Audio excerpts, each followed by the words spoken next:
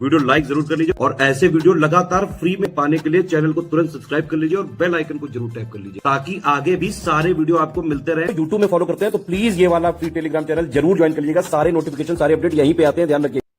आप सभी साथियों का बहुत बहुत स्वागत है। और कल नोटिफिकेशन आ चुका है यूपी ट्रिपल एससी का 2026 में जितने भी एग्जाम बचे हुए हैं उनका कैलेंडर जारी कर दिया गया है और बहुप्रतीक्षित लोअर वैकेंसी के लिए जो मुख्य परीक्षा होनी है उसकी डेट भी क्लियर कर दी गई है। 23/8/2026 को यह आपका पेपर 10 बजे से 12 बजे तक प्रस्तावित है।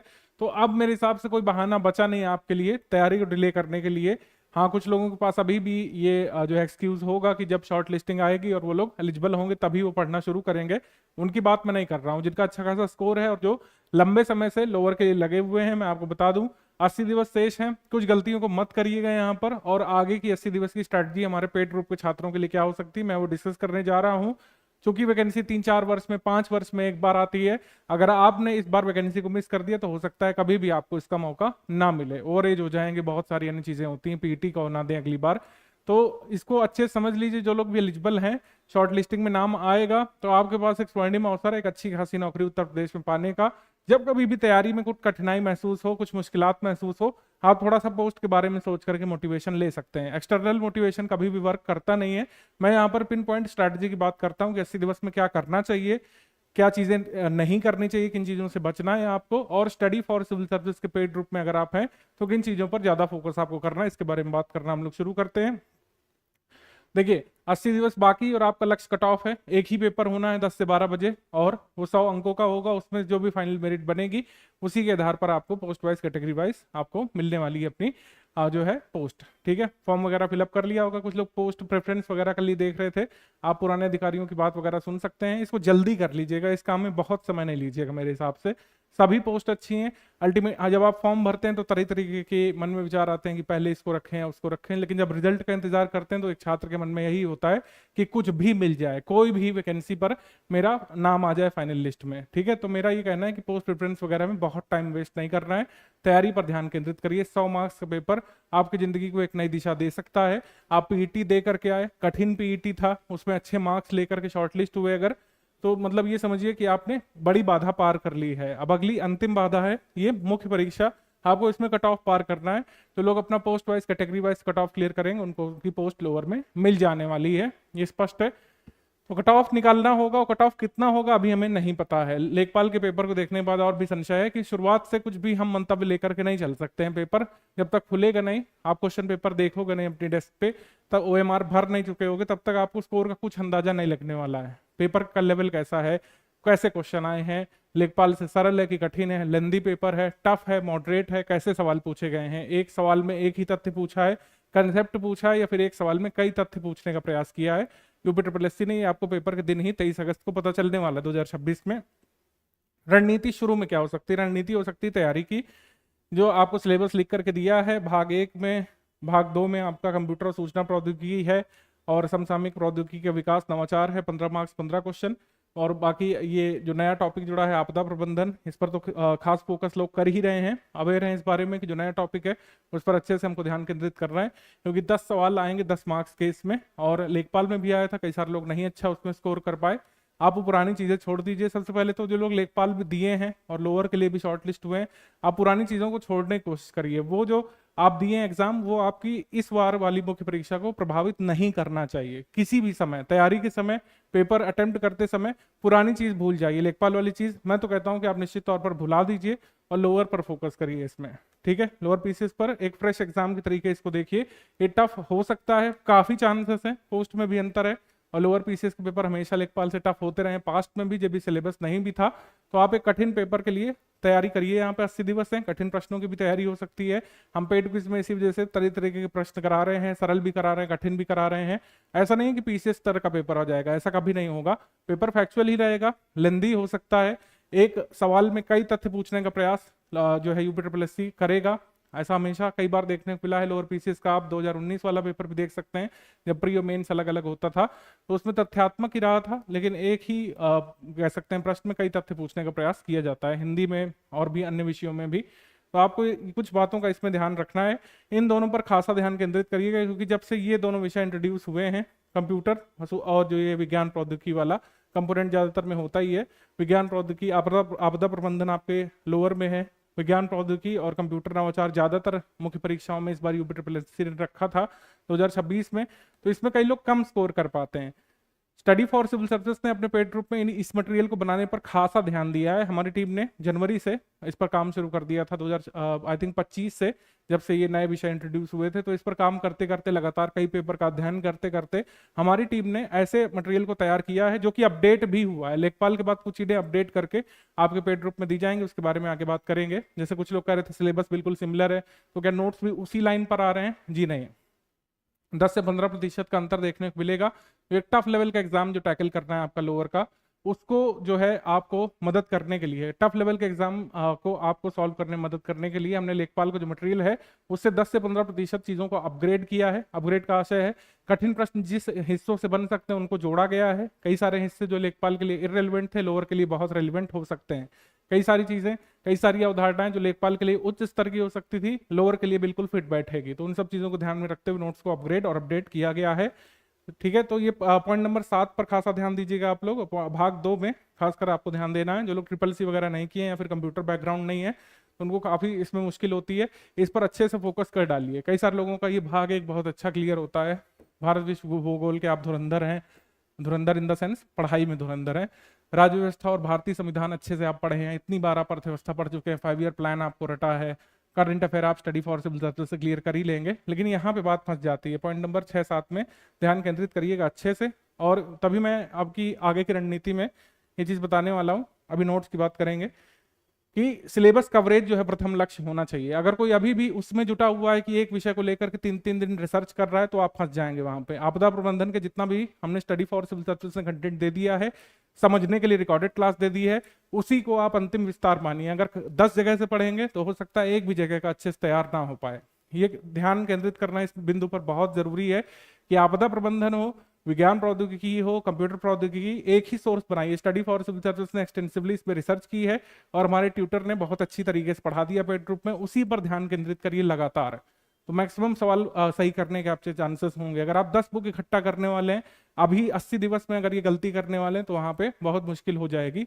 ये लक्ष्य रखिए। यहाँ पर कवरेज होना चाहिए। कवरेज का मतलब है कि आपको सभी जो पॉइंट्स दिए हुए हैं वो कवर करना है। इंडियन हिस्ट्री नहीं छोड़ना है। भारत विश्व भूगोल का जितना आप पढ़े थे या फिर जो हमारे नोट्स हैं उसका रिवीजन करिए। आप ये समझिए कि 100 नंबर का है, अगर आप सारे विषयों पर ध्यान केंद्रित करके जाएंगे तो आपके ज्यादा नंबर ऑफ क्वेश्चन अटेम्प्ट करने के चांसेस बनेंगे। अगर कुछ सिलेक्टेड टॉपिक्स तैयार करके जा रहे हैं तो वहां पे दिक्कत होगी। मान लीजिए आप सिर्फ आपदा प्रबंधन, विज्ञान प्रौद्योगिकी और यूपीजी के पर फोकस करके गए, उन एरिया से डिफिकल्ट सवाल आ गए, और भारत का इतिहास ट्रेडिशनल टॉपिक, अर्थव्यवस्था ट्रेडिशनल टॉपिक, इसको आप कम रिवाइज किए और इससे बिल्कुल आपके सिमिलर लाइंस पर सवाल आ गए, जैसे लेखपाल में फैक्चुअल आया था, तब वहां पे दिक्कत है। तो ध्यान केंद्रित करना सभी विषयों पर। मैं ये नहीं कह रहा हूं कि आप सभी विषय छोड़ करके सिर्फ आपदा प्रबंधन या विज्ञान प्रौद्योगिकी देखिए, इनको अच्छे से देखना है, लेकिन रिवीजन सारी जो है कह सकते हैं पॉइंट्स और विषय का करना है। ठीक है, रिवीजन सारी चीजों को करके जाना है जिससे नंबर ऑफ सवाल आप ज्यादा अटेम्प्ट कर पाए। ठीक है, नंबर ऑफ सवाल ज्यादा वही अटेम्प्ट कर पाएगा जो सभी विषयों पर फोकस किया होगा। तो पहला कवरेज, कवरेज यहाँ पर जरूरी है। भले ही आप हिस्ट्री में मनसबदारी प्रणाली कम समझ रहे हैं, लेकिन उसमें था क्या, मनसबदारी सिस्टम में क्या होता था, कौन लेके आया, अकबर लेकर के आया, उसमें मनसबदार के कर्तव्य क्या होते थे, मनसबदारी कितने प्रकार होते थे, पेमेंट कैसे मनसबदार को मिलता था, नियुक्ति की प्रक्रिया को क्या बोलते थे, है ना। कीवर्ड पर फोकस करिए। नहीं समझ आ रहा है कोई दिक्कत वाली बात नहीं, लोअर पीसीएस अधिकारी बन जाइए, फिर आप बढ़िया पीसीएस की तैयारी करिए, उसमें समझने पर फोकस करिए।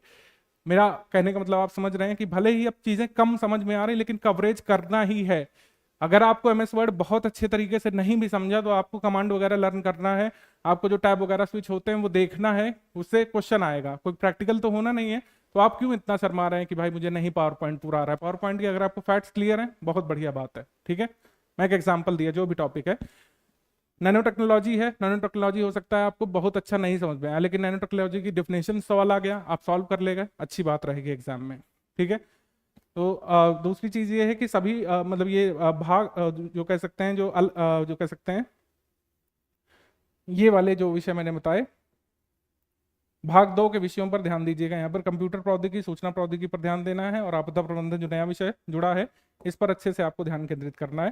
तो नए भाग हैं या फिर तो आपके लिए नए भाग हैं, उस पर ध्यान केंद्रित करना है। जल्द से जल्द इसका रिवीजन करिए, हमारे नोट से करिए। स्टडी फॉर सिविल सर्विस का वीडियो देख लीजिए, नहीं समझ में आ रहा है। अंतिम तौर पर अगर मान लीजिए एग्जाम के 60 दिवस 50 दिवस भी आप ज्वाइन करते हैं, तब भी मेरा संदेश यही रहेगा, आपदा प्रबंधन नहीं समझ में आ रहा है, स्टडी फॉर सिविल सर्विस का पेड ग्रुप में रिकॉर्डेड वीडियो देखिए और उसके नोट्स पढ़ डालिए। उससे भी आप जो है कट ऑफ भर के सवाल निकाल ले जाएंगे। भाग 2 के वीडियोस देखें, एक बार अवश्य देखें। कंप्यूटर प्रौद्योगिकी देखिएगा, क्योंकि कई सारे लोगों का, जैसे लेखपाल में हमारे पास फीडबैक आया था कि सर हम अच्छा नहीं कर पाए, तो आप देखे ही नहीं वीडियो, आप सिर्फ पीडीएफ पर रिलाई करके गए, है ना। पीडीएफ से कई बार आप नहीं समझ पाए। अवधारणाओं पर आधारित प्रश्न कंप्यूटर में बनने की संभावना ज्यादा रहेगी, क्योंकि हमारे टीचर ने प्रैक्टिकल करके समझाया है पूरे एमएस पावर पॉइंट को। एमएस एक्सेल बहुत बड़ा टॉपिक है, 5 घंटे में उसको समझाया है पूरा। एक्सेल खोल के आपके सामने एक्सेल स्क्रीन रहेगी, कैसे जो है ये सब चीजें बनती हैं, कौन कौन से फॉर्मूला लगते हैं, फॉर्मूला कैसे फंक्शन करता है, सब कुछ समझाया है। तो मतलब एक बार पीडीएफ का पढ़ा हुआ भूल जाएंगे, लेकिन जो आप विजुअलाइज किए वीडियो क्लास में, हो सकता है एमएस एक्सेल में आपको स्ट्राइक कर जाए दिमाग में, तो आप क्वेश्चन सही निकाल ले जाएंगे। तो इस पर ध्यान केंद्रित करना है। कंप्यूटर प्रौद्योगिकी वीडियो मैं तो कहूंगा जरूर देखिए, भले ही आपकी तैयारी के 20-40 दिवस बचे हुए हों। कंप्यूटर प्रौद्योगिकी और जो कह सकते हैं आपदा प्रबंधन, विज्ञान प्रौद्योगिकी, इन सबके वीडियो देखना सुनिश्चित कीजिए। भाग 1 का जो विषय नंबर 6 विज्ञान प्रौद्योगिकी, इसके लिए नोट से अच्छे से रिवीजन करिए। विज्ञान प्रौद्योगिकी के best note study for civil service ने बनाए हैं। लेखपाल में भी तमाम स्टूडेंट्स ने अपने सही सवाल किए थे। 8 साइड के स्टूडेंट्स जो कभी विज्ञान प्रौद्योगिकी पर इतना ध्यान केंद्रित किए ही नहीं, वो लोग भी अच्छे नंबर ऑफ क्वेश्चन निकाल करके आए हैं। देखिए 8 से 9 घंटे अब निकालना ही होगा। जो सीरियस है, जो लोअर पीसीएस पोस्ट के लिए सीरियस है, वो ऐसा करेगा। अदरवाइज आप मेरी बात को नकार देंगे कि सर इतना नहीं चाहिए होता है। 100 नंबर का पेपर है, मैक्सिमम करना है। मैक्सिमम करने के लिए 8 से 9 घंटे यहाँ पर निकालना पड़ेगा। स्टडी फॉर सिविल सर्विस का मटेरियल ऐसा है, 8 से 9 घंटे में आराम से पूरा तैयार हो जाएगा। 1-2 बार लोग अच्छे से रिवाइज भी कर लेंगे। और जो हमारे प्रैक्टिस रिसोर्सेस हैं, पेड क्विज टेस्ट सीरीज, इस पर बहुत अच्छे से फोकस करिएगा। मैं फिर से आपको बता रहा हूँ कि लेखपाल वाली स्ट्रैटेजी थोड़ा सा अलग हटा दीजिए। लेखपाल के लिए मान लीजिए फैक्चुअल सवाल आए, कंसेप्चुअल अवधारणाओं से नहीं पूछा, ठीक है। आपके लेखपाल पेपर में इकोटोन नहीं पूछा, जो है पर्यावरण पारिस्थितिकी में जो है कह सकते हैं बड़े बड़े विषय छोड़ दिए। कीस्टोन स्पीसीज टर्म किसने दिया, ये सब चीजें पूछी। लेकिन जो आपका लोअर का पेपर है, उसमें हो सकता है अवधारणाओं पर आधारित सवाल हो, नेशनल पार्क, बायोस्फीयर रिजर्व, इन सब की अवधारणाओं पर हो सवाल, कैसे कैसे रेस्ट्रिक्शंस इसमें होते हैं, है ना। और जो है नंबर से एसोसिएटेड सवाल हो सकते हैं। लेटेस्ट नेशनल पार्क कौन सा है, लेटेस्ट बायोस्फीयर रिजर्व कौन सा है, बायोस्फीयर प्रोग्राम कब शुरू हुआ था, अवधारणाएं क्या क्या हैं, कौन कौन से अधिनियम वर्क करते हैं, कौन कौन से प्रोटोकॉल्स रहे एनवायरनमेंट में, ये सब नहीं पूछा वहां पे, लेकिन यहाँ पूछ सकते हैं, ठीक है। ऐसे ही आपदा प्रबंधन में कई सारे लोग बहुत सारी धाराएं रट के गए थे, बहुत कुछ नहीं पूछा उससे लेखपाल में, लेकिन इसमें आ सकता है। तो विषय वही है, लेकिन अप्रोच बिल्कुल अलग हो सकती है क्वेश्चन की, ये बात ध्यान में रखिएगा, ठीक है। और पेड क्विज टेस्ट सीरीज पर इसी वजह से ध्यान केंद्रित करना है, क्योंकि जैसे आपदा प्रबंधन है, तो हमने अपने नोट से खूब सारे सवाल इसमें टेस्ट सीरीज में बनाए हैं, पेड क्विज में बनाए हैं। उसको अच्छे से अध्ययन करिए, उसका अभ्यास करिए, वो आपको फैक्ट रिटेन करने में हेल्प करने वाला एग्जाम में। और इस नियम का ध्यान रखिएगा, नियत नियम नियति आखिरी नियति है। कुछ लोग कहेंगे लक फैक्टर है, हमेशा ही किसी भी वस्तुनिष्ठ एग्जाम में, सब्जेक्टिव एग्जाम में लक फैक्टर है, लेकिन आपका जो इंटेंट है और जो आप फॉलो किए अनुशासन, जो आप हार्ड वर्क किए, उसका रोल ज्यादा है। इसमें भी आप देखेंगे 3 टर्म है, नियत नियम नियति। तो नियत और नियम का महत्व तो हमेशा ही नियति से ज्यादा निकलेगा, मेरा ऐसा एक्सपीरियंस है। और इसी के साथ मैं आपको बता दूं कि स्टडी फॉर सिविल सर्विस जो है अपने पेड ग्रुप में नोट्स को प्रीपोन किया है। पहले हमारा टारगेट था कि हम इसको करीब अगस्त लास्ट तक खत्म करेंगे, लेकिन अब तो 23 अगस्त को पेपर ही है, तो ये सभी नोट्स आपको विषयवार जल्दी मिल जाएंगे आपके पेड ग्रुप में। उत्तर प्रदेश सामान्य ज्ञान सभी कंप्लीट नोट्स अपडेट करके 6 जून को मिल जाएगा, है ना। कंप्यूटर स्पेशल सामान्य ज्ञान 8 जून को मिल जाएगा। भारतीय राज्य व्यवस्था, भारतीय संविधान 10 जून को। पर्यावरण प्रौद्योगिकी, पारिस्थितिकी और आपदा प्रबंधन ये मिल जाएगा पॉइंट नंबर 4 12 जून को मिल जाएगा। विज्ञान प्रौद्योगिकी नोट्स 14 जून को मिल जाएंगे, सामान्य हिंदी 16 जून। इतिहास, राष्ट्रीय आंदोलन 17। डीआई का कंटेंट आपको मिल जाएगा 20 जून को। और करंट अफेयर की पापा पीडीएफ एग्जाम से 25 दिवस पहले मिल जाएगी। कुछ लोग करंट अफेयर के लिए जैसे पूछ रहे थे, तो मेरे हिसाब से सिर्फ मैगजीन पर फोकस करिएगा एग्जाम से 25 दिवस पहले, यानी कि करीब जो है हम आपको जुलाई में 25, 26 या 27 तारीख को दे देंगे, है ना। उस पर अच्छे से फोकस कर लीजिएगा, वही सफिशिएंट रहेगा करंट अफेयर। 5 मार्क्स के लिए 5 के 5 सवाल आप सॉल्व कर ले जाएंगे उस मैगजीन से। अलग से वीडियोस वगैरह देखने में टाइम वेस्ट मत करिए, वही समय आप अपने कमजोर विषयों को मजबूत करने में लगा सकते हैं, ठीक है। तो इस तरीके से विषयवार आपको नोट्स यहाँ पर कंप्लीट करा दी जाएंगे। 20 जून तक मेजर नोट्स मिल जाएंगे और करंट अफेयर आपको एग्जाम से 25 दिवस पहले मिल जाएगा, जुलाई लास्ट तक में मिल जाएगा कुल मिलाकर के 28 तारीख तक। तो इस तरीके से लोअर पीसीएस का ये हमारा कमिटमेंट था। आपका कमिटमेंट ये है कि जो भी मटेरियल दिया गया है और इसके साथ जो पेड क्विज चल रही है लगातार डेली बेसिस पर 40 सवाल करा रहे हैं, उसको करते जाइए। टेस्ट सीरीज को भी प्रीपोन किया है। आपके सभी टेस्ट जो है 23 जुलाई तक 25 जुलाई तक सारे टेस्ट हो चुके होंगे। उनका अच्छे से लास्ट मंथ में रिवीजन करिए, रिवीजन पर ज्यादा फोकस करिए आखिरी महीने में। इस वजह से सारे जितने भी हमारे कमिटमेंट थे हमने जल्दी पूरे करने का निर्णय लिया है, जिससे आपको मैक्सिमम बेनिफिट हो। और इस तरीके से स्टडी फॉर सिविल सर्विस की लोअर की रणनीति ये रहेगी। मैंने आपको बताया कि जो नए विषय हैं उस पर ध्यान केंद्रित करना है, लेकिन कवरेज सभी का रखना है, उसी में मैक्सिमम बेनिफिट है।